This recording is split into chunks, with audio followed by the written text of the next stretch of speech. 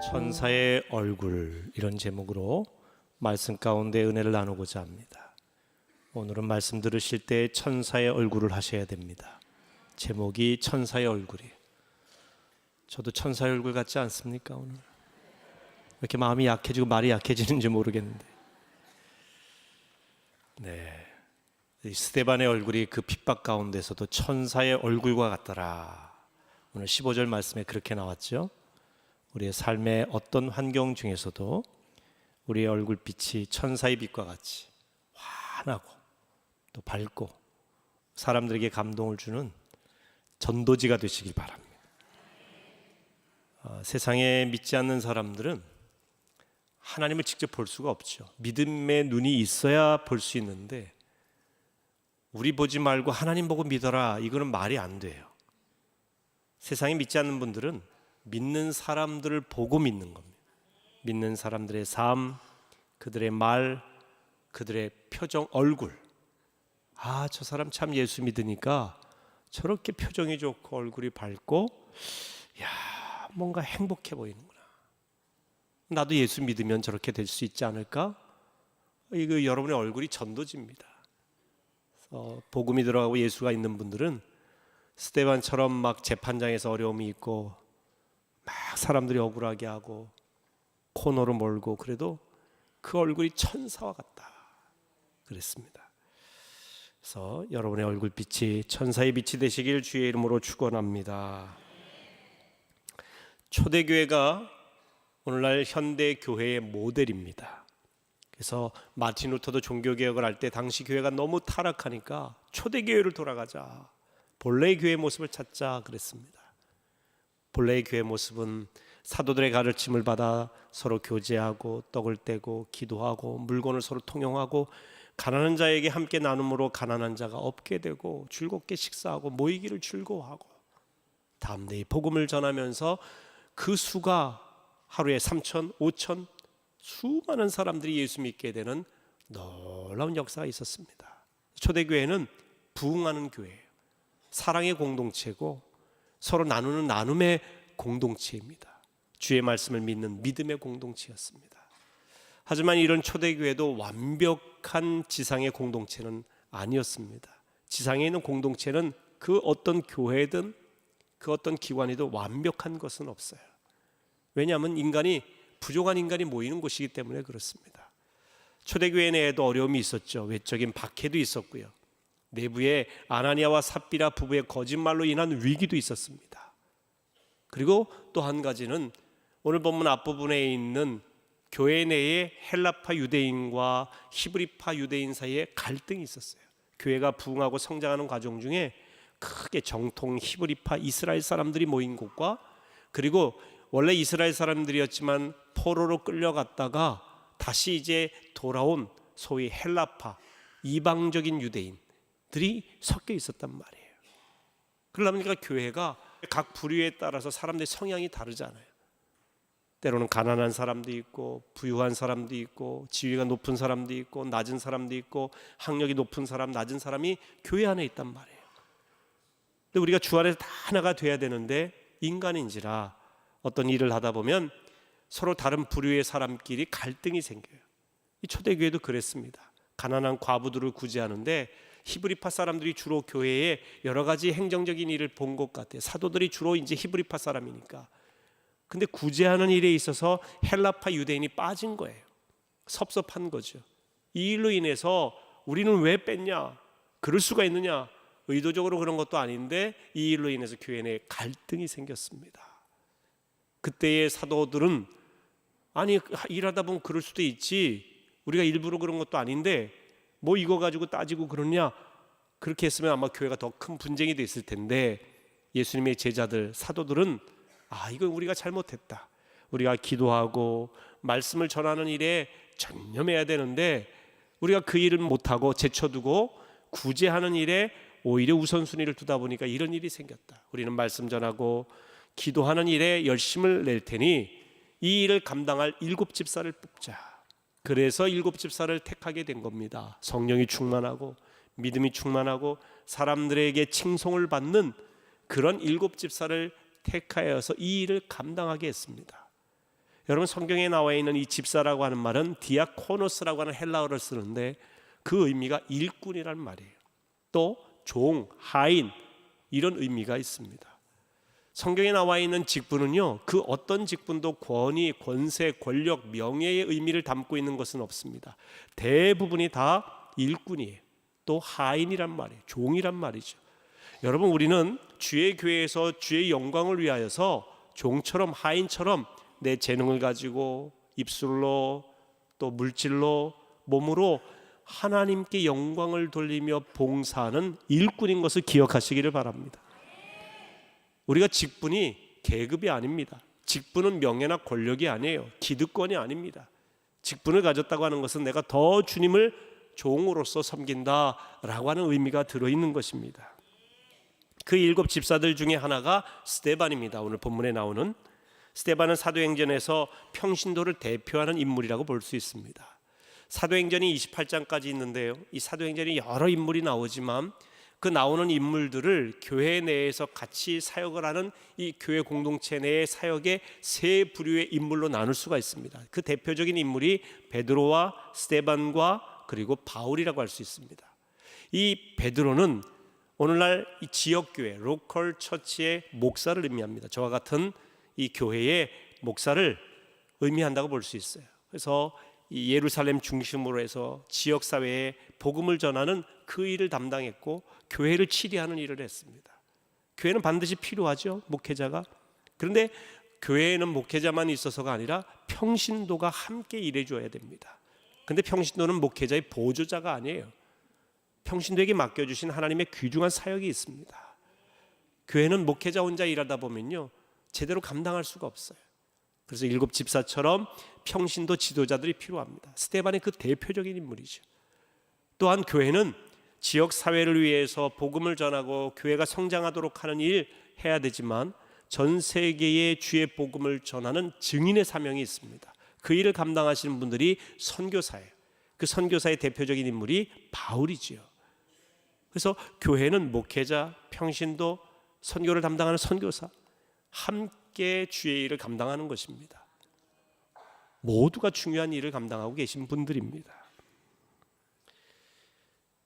교회의 첫 번째 평신도 지도자라고 할 수 있는 이 스데반은 우리가 일상적으로 생각하는 평신도 집사의 모습과 사뭇 다릅니다. 오늘 스데반 집사에 대해서 본문에 8절에 이렇게 말씀하고 있습니다. 같이 읽어봅니다. 스데반이 은혜와 권능이 충만하여 큰 기사와 표적을 민간에 행하니. 7 집사 중에 한 사람인 스데반이 기사와 표적을 이 사람들 가운데서 행하였다 그랬습니다. 평신도 집사인데 기적을 일으킨 거예요. 예수님처럼 또 사도들처럼 병든 자를 치료하고 또 걷지 못하던 자를 걷게 하고 보지 못하던 자를 보게 하고 듣지 못하던 자를 듣게 하고 불치의 병자들을 치유하는 이 기사와 표적을 행하였다는 것입니다. 놀라운 일이죠. 그런데 스데반은 이 예루살렘 교회 단지 오래된 신자가 아닙니다. 사실 예루살렘 교회는요, 마가다락방에 성령이 임하여서 시작된 교회이기 때문에 교회의 연수가 짧습니다. 제일 오래된 분들이 예수님의 제자들인 사도들이죠.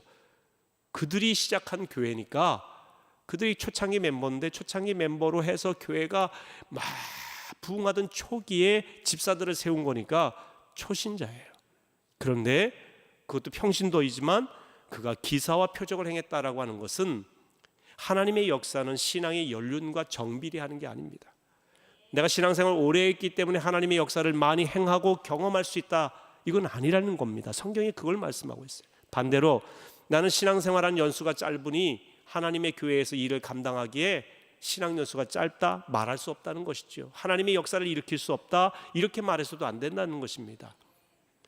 하나님의 역사는 신앙의 연수와 관계 있는 것이 아니라 성령의 충만한 역사와 관계가 있는 것입니다. 자, 오늘 스데반이 기사와 표적을 행하는 그 앞부분에 이렇게 돼 있어요. 은혜와 권능이 충만하여 그랬습니다.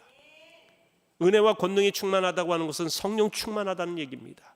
오직 성령이 너희에게 임하시면 너희가 권능을 받고 그랬습니다. 사도행전 1장 8절에 그렇게 말씀하고 있거든요. 성령이 임하시면 권능이 있고 권능이 있을 때 기사와 표적을 행할 수 있다. 다시 말하면 스데반은 신앙 연수도 짧고 교회의 초신자여 평신도 집사이지만 그럼에도 불구하고 기사와 표적을 행할 수 있었던 것은 그가 성령으로 충만했기 때문입니다. 여러분, 성령 충만하시길 주의 이름으로 축원합니다. 성령 충만할 때 하나님의 놀라운 역사를 경험하고 행할 수 있습니다. 내가 행하는 것이 아닙니다. 자신의 능력으로 행하는 것이 아니라 하나님의 일은 성령이 역사로 하는 것이기 때문에 그것은 신앙 연수와 직분과 상관이 없어요. 또한 스데반은 많은 사람들에게 복음 전하는 일을 했습니다. 사도행전 7장에 보면 스데반이 복음을 전하다가 순교한 이야기가 나옵니다. 이 초대교회 최초의 순교자죠. 대부분 복음 전파는 목회자나 선교사의 전유물이라고 생각을 합니다. 그런데 오늘 성경은 분명하게 이야기합니다. 7 집사로 선출된 이 스데반이 기사와 표적을 행하고 성령이 충만한 가운데 복음을 전했다는 것입니다. 전하는 사람이 없으면 어찌 믿을 수 있겠습니까? 여러분이 예수님 믿고 교회 나와 신앙생활하고 천국에 대한 확신을 얻는 이 모든 이 신앙생활에 있어서의 과정 중에는 여러분에게 복음을 전해준 사람이 있어요. 여러분을 교회로 이끌어준 그 누군가 있다는 말입니다. 전하는 사람이 없으면 우리가 믿을 수가 없어요. 마찬가지로 여러분이 전하지 않으면 세상 사람들이 예수님을 알 수가 없어요. 그렇기 때문에 복음을 전하는 것은 어느 교회의 특정 직분자나 전도대나 목회자나 선교사만 하는 일이 아니라고 하는 것입니다. 모든 평신도들이 공히 이 복음 전하는 일에 있어서는 가장 우선순위로 삼고 행해야 됩니다. 7 집사에게 주신 여러 가지 사명이 있겠죠. 재정 출납을 감당하고 구제하는 일을 하고 교회 행정적인 일을 처리하는 일을 아마 맡겼을 것입니다. 구제하는 일을 하다가 여러 가지 교회 불미스러운 일이 있었기 때문에 이 일을 담당하기 위해 7 집사를 뽑았으니까. 그런데 성경은 그 일만 한 것이 아니라 이 스데반과 같이 사도행전 8장에 보면 빌립 집사와 같이 복음 전하는 일을 먼저 했다는 거예요. 여러분, 교회 우리 평신도 집사님, 권사님, 장로님, 또 우리 성도 여러분 꼭 기억을 하십시오. 여러분이 해야 될 제일 처음의 사명은 예수 그리스도를 전하는 일입니다. 교회에서 여러 가지 직분을 맡고 기관에서 장이 되시고 뭐 다양한 여러 가지 프로그램을 진행하고 하는 일 다 중요합니다. 귀합니다. 필요합니다. 그러나 본질은 아니에요. 교인의 본질, 성도된 자, 특별히 하나님의 일꾼된 직분자들의 가장 우선순위의 사명은 복음을 전하는 일입니다.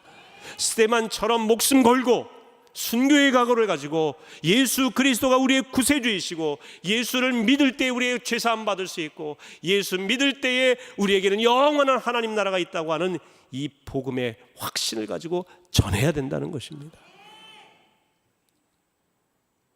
사람들이 스데반이 복음을 전하는데 그 유대인들의 입장에서는 예수를 인정하지 않지 않습니까? 그러다 보니까 논쟁이 생겼어요. 많은 사람들과 논쟁을 하게 됩니다. 그런데 스데반과 논쟁하는 사람들마다 놀랍니다. 왜냐하면 스데반을 도저히 이길 수가 없는 거예요. 자, 10절 말씀을 같이 읽어보겠습니다. 스데반이 지혜와 성령으로 말함을 그들이 능히 당하지 못하여. 전도할 때에 예수님 편에서 복음을 전하는 사람은 스데반 한 사람이에요. 그리고 이 예루살렘에 많은 사람들이 모여 있어요. 각지 흩어져 있던 유대인들이, 자유민들이 이 예루살렘으로 와 있단 말이죠. 유대인들도 있고 수백이 될지 수천이 될지 모르겠어요. 그 수많은 사람들이 모여 있는 가운데 복음을 전하는데 그들이 스데반에 대해서 반박을 하고 이야기를 하는데 스데반을 이길 수가 없는 겁니다. 그 학문이 뛰어나기 때문에, 말씀씨가 좋기 때문에 그런 것이 아닙니다. 성경은 분명히 얘기합니다. 스데반이 지혜와 성령으로 말함을 그랬어요. 다시 말하면 스데반에게 성령 충만했어요. 성령은 지혜의 영이십니다. 진리의 영이세요.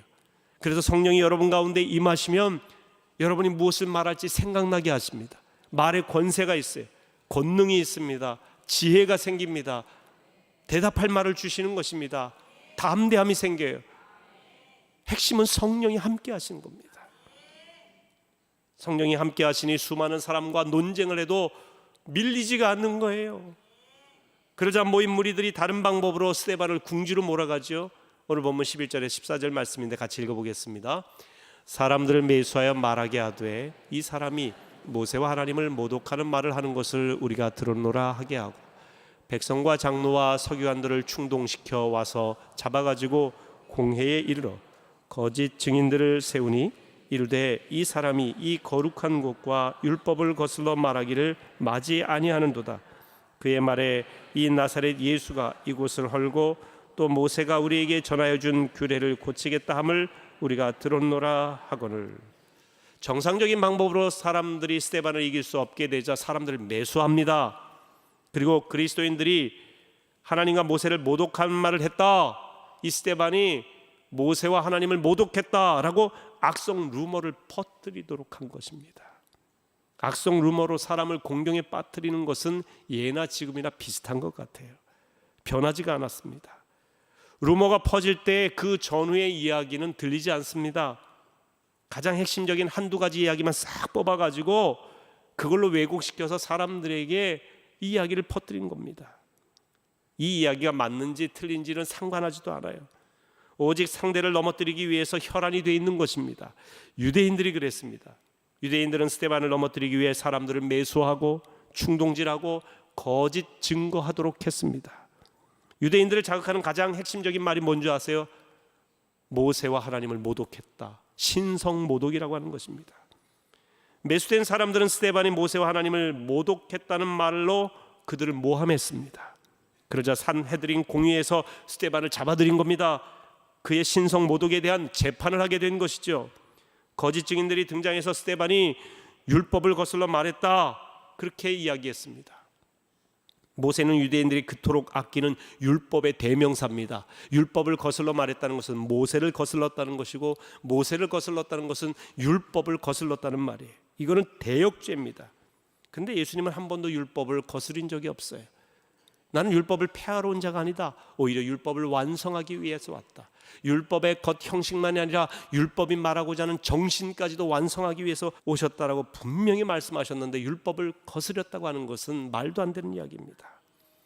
예수님을 전하는 스데반도 결코 모세를 모독하거나 율법을 거스르는 이야기를 한 것이 아닐 것입니다. 그들은 거짓말하고 있는 것이지요. 또 그들은 스데반이 전하는 예수가 예루살렘 성전을 무너뜨린다는 이야기를 했습니다. 요한복음 2장 19절에 보면 예수께서 대답하여 이르시되 너희가 이 성전을 헐라 내가 사흘 동안에 일으키리라. 그러자 유대인들이 이 성전 46년간 지었는데 어찌 네가 사흘 동안 세울 수 있느냐 하면서 성전을 헐겠다고 하는 이 예수를 잡아 죽이려고 했던 것입니다.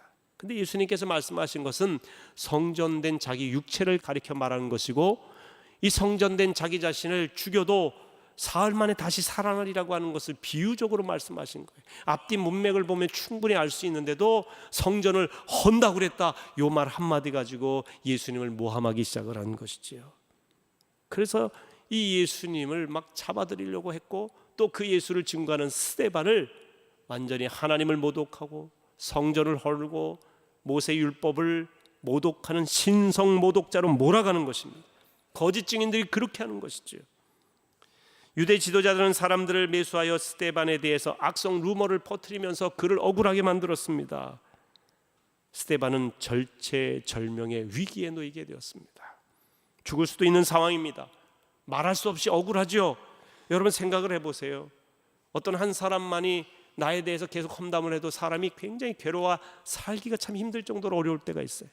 그런데 수많은 사람들이 스데반 죽여야 된다고 신성 모독자라고 악성 루머를 퍼뜨리며 그 현장에서 막 그에 대해서 가장 불리한 증언들만 하고 있거든요. 그때의 스데반의 심정이 어떻겠는가? 그때의 스데반의 표정이 어떻겠습니까? 여러분, 억울한 일을 당한 사람의 표정이 어떨까요? 또 많은 사람들이 그를 죽이라고 말할 때 그 사람의 얼굴이 어떻겠습니까? 막 죽을 맛일 거예요. 얼굴이 굳어지고 불안하고 근심이 쌓이고 분노에 차고 억울하고 괴로운 표정 아니겠습니까? 그런데 스데반은 달랐다는 거예요. 자, 15절 말씀을 같이 읽겠습니다. 공회 중에 앉은 사람들이 다 스데반을 주목하여 보니 그 얼굴이 천사의 얼굴과 같더라. 아멘. 사람들이 스데반의 얼굴을 보니, 야, 이런 상황에서 스데반이 이제 넌 죽었다, 넌 끝났다, 어떻게 하랴, 이런 생각을 가지고 그를 쳐다봤어요. 아마 얼굴이 아주 그야말로 괴로운 표정일 것이다 생각을 했는데, 모두가 주목해서 봤는데 스데반의 얼굴이 천사의 얼굴과 같더라. 천사의 얼굴, 정반대의 표정을 짓고 있는 것입니다. 스데반 편은 하나도 없어요. 그 법정에서는 온통 스데반을 죽이려고 하는 스데반의 반대자들 뿐입니다. 그 상황에서 스데반은 천사의 얼굴을 하고 있었다라고 하는 것입니다. 자포자기의 얼굴이 아니에요. 불안의 얼굴이 아니고 분노에 찬 얼굴이 아니라 천사의 얼굴입니다. 천사의 얼굴이 어떤 얼굴일까요? 여러분, 천사의 얼굴을 보신 적이 있습니까? 살아오면서 저 사람의 얼굴은 천사의 얼굴이다, 그런 분을 보신 적이 있나요? 집안에서 보신 적이 있으십니까? 대답이 없으시네요. 이 천사의 얼굴이라는 것은 잘생기고 아름다운 외모를 말하는 것은 아닐 것입니다. 이 천사의 얼굴이라는 의미를 한번 좀 이렇게 해석해 볼 수 있겠어요. 첫째는 결연한 얼굴, 결연한 표정이다. 하나님의 말씀을 전달하는 천사들이 있죠. 가브리엘처럼 마리아에게 나타나서 예수님이 탄생할 것을 알려주는 이 말씀을 전하는 천사들이 있습니다. 구약시대 때도 하나님의 사자로 표현되는 하나님의 천사들이 있는데, 그들은 당시에 이스라엘 백성들의 잘못에 대해서 이야기하면서 하나님이 심판할 것을 예언자들에게 전하도록 말합니다. 때로는 이 백성이 돌아올 것을 간곡히 말씀하시는 하나님의 음성을 전달하기도 합니다.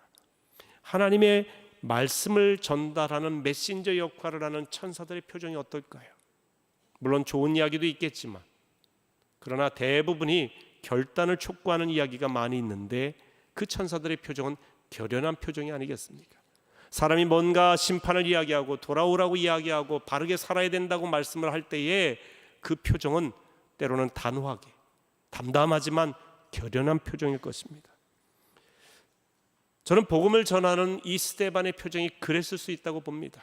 울그락불그락하는 표정이나 얼굴이 굳어지거나 억울한 표정이라기보다는 이들에게 예수 그리스도를 믿음으로 죄악의 자리에서 떠나 영원히 살 수 있는 복음을 담담하게 전하는 그의 표정은 결연한 표정이에요. 마치 뜻을 정하여 왕의 진미를 먹지 아니하고 그리스도인으로서, 하나님의 백성으로서 하나님이 정한 음식을 먹겠다고 뜻을 정했던 다니엘과 같은 표정이라고 볼 수 있겠죠. 담대하면서도 결연하면서도 담담한 표정, 이것이 천사의 얼굴은 아닐까. 두 번째로 천사의 얼굴은 사랑의 얼굴이라고 할 수 있습니다. 스데반 집사는 자기를 모함하고 거짓 증언하고 죽이려고 하는 사람들을 보면서 그들을 원망하는 기색이 없었어요. 저 나쁜 인간들 하면서 이 분노에 찬 얼굴이 전혀 없었습니다. 오히려 긍휼의 표정, 사랑의 표정을 했습니다. 사도행전 7장에 보면 스데반 집사는 결국 돌에 맞아 죽습니다. 그런데 말씀을 전하다가 돌에 맞아 죽는 스데반이 마지막으로 하나님께 이렇게 기도합니다. 주여, 이 죄를 그들에게 돌리지 마옵소서.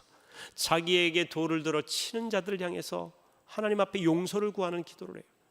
이 죄를 저들에게 돌리지 마옵소서. 마치 예수님께서 십자가상에서 자신을 못 박는 그 죄인들을 향하여 아버지, 저들을 사하여 주옵소서. 저들이 하는 일을 저들이 모릅니다. 용서해달라고 기도했던 이 예수님의 모습이 생각이 납니다. 다시 말하면 스데반의 사랑의 얼굴은 바로 예수님의 얼굴이에요. 원수까지도 용납하고 품고 사랑하는, 긍휼히 여기는 그 모습 말입니다. 여러분, 스데반의 천사의 얼굴, 사랑의 얼굴, 용서의 얼굴입니다.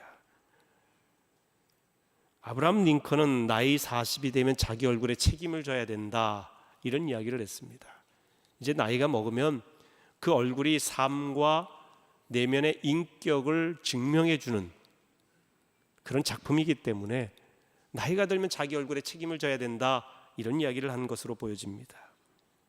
얼굴은 사람의 인품이 빚어내는 작품이라고 할 수 있습니다. 즐거운 마음과 태도는 즐거운 얼굴을 갖게 합니다. 슬픈 마음과 부정적인 태도는 괴로운 얼굴을 짓게 하죠.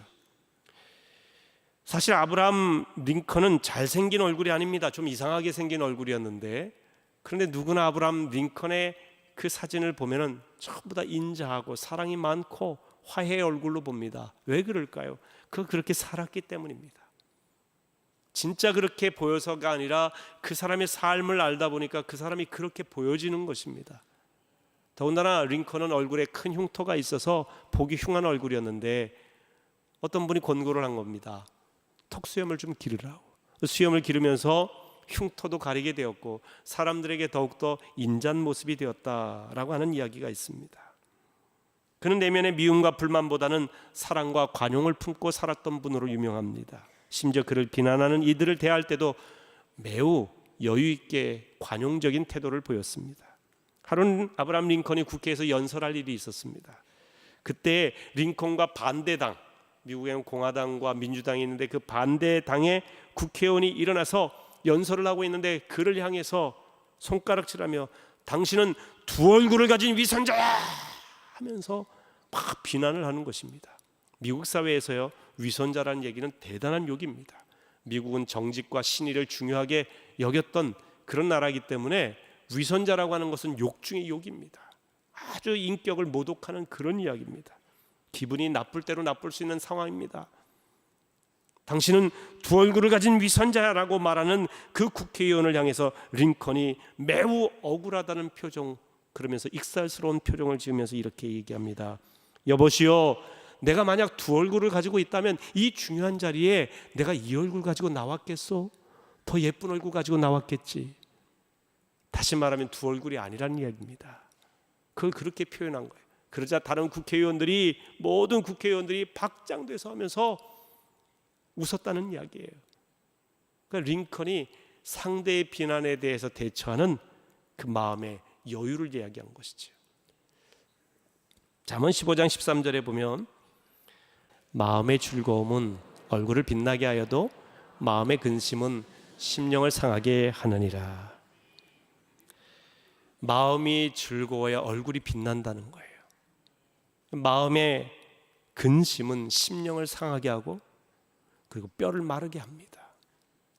골다공증과 관절염과 여러 가지 이 내부의 이 골격과 이런 부분에 문제가 있는 분들을 이렇게 전수조사를 해보니까 근심이 많으시더라는 거예요. 걱정이 많고. 이 사람이 걱정과 근심이 많으면 성경대로 뼈가 말라요. 건강하지가 않아요. 또 심령이 근심이 생기면 얼굴이 좋을 수가 없죠. 자녀들 때문에 근심과 걱정이 마음에 가득하면 얼굴에 어둠에 그늘이 지지 않습니까? 참 사람의 얼굴이라는 것은 오묘합니다. 근데 그 심령이 즐거우면 얼굴이 빛나게 돼요. 화장품이 필요가 없어요. 밝아져요. 아무리 화장품을 발라도요, 근심이 있어서 인상 쓰면 예쁘지가 않아요. 근데 화장품 안 바르셔도 마음의 즐거움을 가지고 그 즐거움이 얼굴로 표현될 때 참 매력적이죠. 우리 신앙인들은요, 세상에 믿지 않는 사람들에게 영적 매력을 줘야 돼요. 우리 예수님을 품고 있지 않습니까? 우리 예수님이 우리를 구원하신 구세주라는 사실을 믿고 있지 않습니까? 우리가 예수 믿을 때 영원한 소망이 있다는 걸 확신하지 않습니까? 우리는 세상 그 누구도 물질로 살 수 없는 영원한 소망, 구원의 소망을 가지고 있는 믿음의 백성인데, 그 소망을 주신 예수님을 우리 마음속에 품고 모시고 있는 사람인데 우리가 즐겁지 않다니 이건 뭔가 우리 생활에, 신앙생활의 모순인 것입니다.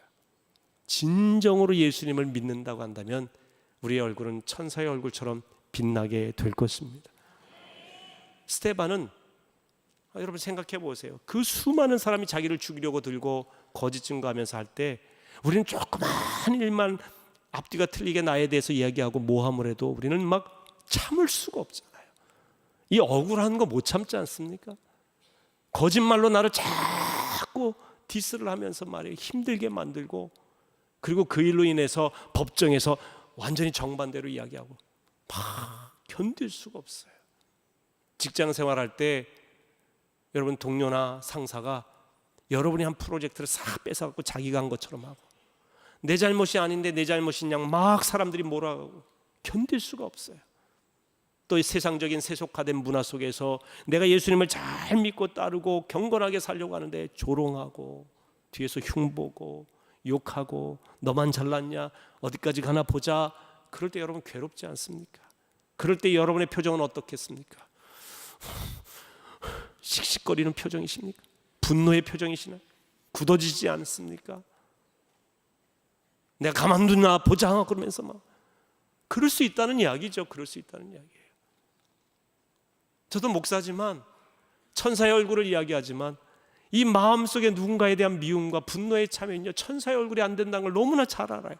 근데 스데반이 이러한 상황에서 2000년 전 스데반의 그 산헤드림 법정으로 가서 생각을 해보니, 상상해보니 이거는 사람의 능력이 아니에요. 어떻게 이 상황에서 천사의 얼굴을 알 수 있겠어요? 어떻게 자기에게 돌을 던져 죽이는 자들을 향해서 저들을 용서해달라고 말할 수가 있겠습니까? 한번 얘기 좀 해보세요. 그거 가능하냔 말이에요.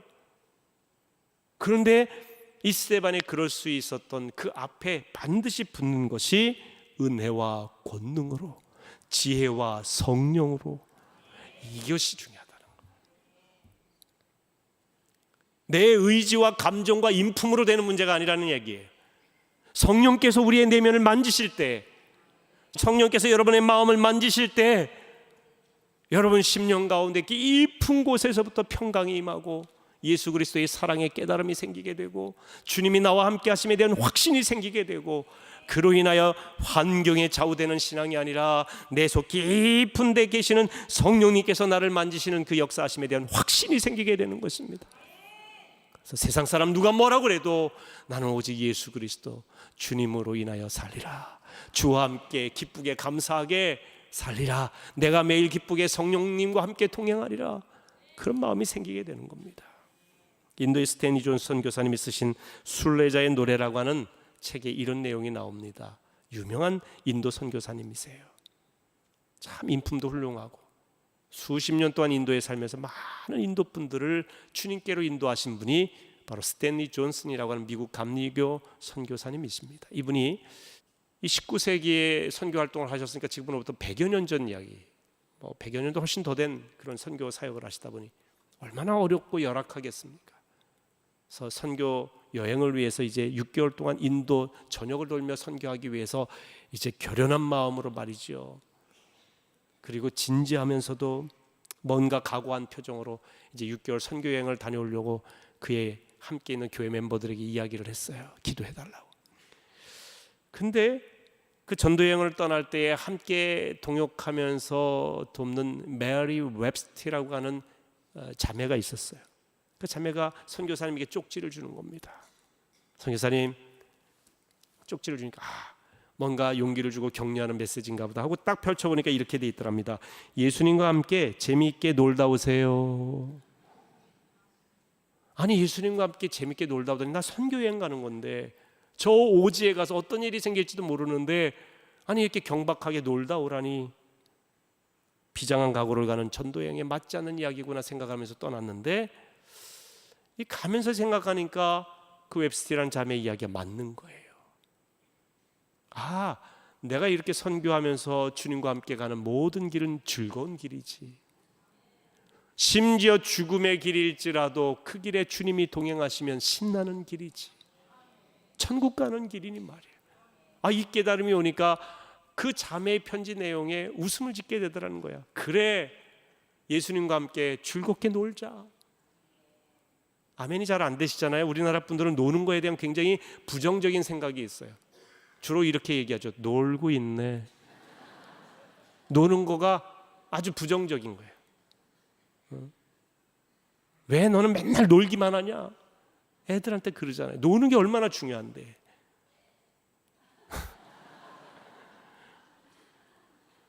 조금만 이렇게 우리가 놀려고 그러면 왠지 막 죄 짓는 것 같고. 근데 우리 인생은요, 주님과 함께 즐거운 여행이에요. 아마 스데반이 그 상황에서도 결연하게 사랑의 용납의 마음을 품을 수 있었던 것은 주님과 동행하니까, 성령님이 내 안에 계시니까 그 어떤 상황에서도 두려워하는 것이 아니라 그 내면에 말할 수 없는 평강, 평안, 기쁨, 용서, 사랑이 그 안에 있었던 거예요. 그래서 누가 뭐라고 해도 거기에 흔들리지 않은 것이죠. 억울한 일을 당하고 죽을 위기에 처해도 나는 재밌게 예수의 복음을 전하고 있다. 스데반이 이렇게 생각하지 않았을까요? 또 죽어도 다시 산다는 부활신앙이 있으니 그는 천사의 얼굴을 한 것이 아닌가. 더구나 예수의 마음을 품고 있었으니 그의 얼굴은 천사의 얼굴처럼 빛났을 것입니다. 사랑하는 성도 여러분, 천사의 얼굴을 지니고 사시길 바랍니다. 여러분 내면이 성령이 만지시는 내면이 되시길 주의 이름으로 축원합니다. 주님과 동행하는 인생은 신나고 재밌고 즐거운 인생임을 확신하며 날마다 승리하시길 주의 이름으로 축원합니다.